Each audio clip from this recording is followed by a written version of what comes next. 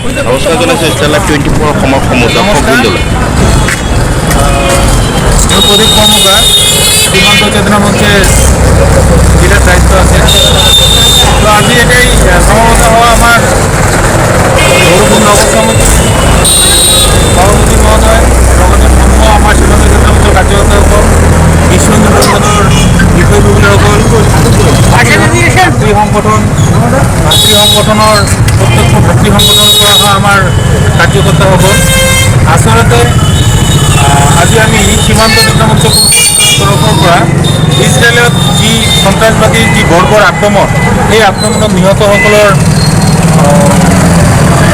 মানে আত্মাৰ সদ্গতিৰ কাৰণে আমি শ্ৰদ্ধাঞ্জলি অনুষ্ঠান পাতিছোঁ আৰু তেখেতসকলৰ পৰিয়ালবৰ্গলৈ সমবেদনা জ্ঞাপন কৰিছোঁ। লগতে আমি সদায় শান্তিৰ পক্ষত আছোঁ, বিশ্ব শান্তিৰ বাবেও আমি কামনা কৰিছোঁ। এই উদ্দেশ্যে আজি ইয়াত একগোট কৰা হৈছে আৰু যি একগোট হৈছোঁ আমি আৰু যিসকল নিহত আছে তেখেতসকলে আমি ইয়াত সকলোৱে শ্ৰদ্ধাঞ্জলি অৰ্পণ কৰিম। এইখিনিয়ে আজি আমাৰ উদ্দেশ্য। সকলোকে স্বাগতম জনাইছোঁ। আহক সকলোৱে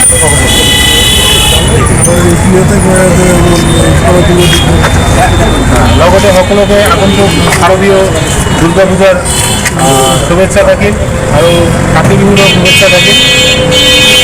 আৰু যদি আমাৰ দুৰ্গা ক'ব লগা আছে ভাতৃ সংগঠনৰ পৰা আমাৰ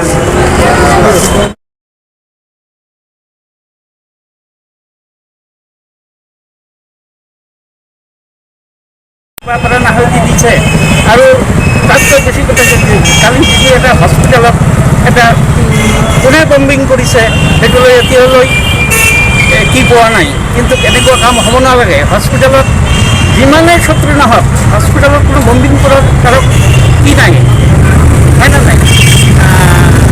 যিয়ে নহওক আমি ইয়াত গোটোৱাৰ উদ্দেশ্য এইখিনিয়ে যাতে আমি বিশ্ব শান্তিৰ বাবে আমি বিশ্ব শান্তিয়ে বিচাৰিছোঁ আৰু মৃত সকলো ব্যক্তিলৈ আৰু পৰিয়ালবৰ্গলৈ শ্ৰদ্ধাঞ্জলি আৰু পৰিয়ালবৰ্গলৈ সমবেদনা জ্ঞাপন কৰিছোঁ। আৰু এটা কথা, আমাৰ 23 আৰু 24 অক্টোবৰত আমাৰ সীমান্ত চেতনা মঞ্চৰ তৰফৰ পৰা শক্তি পূজন হ'ব। আমি গৌৰীপুৰবাসী ৰাইজলৈ আহ্বান জনাইছোঁ যে সেই শক্তি পূজা উৎসৱ যাতে সকলোৱে যোগদান কৰে।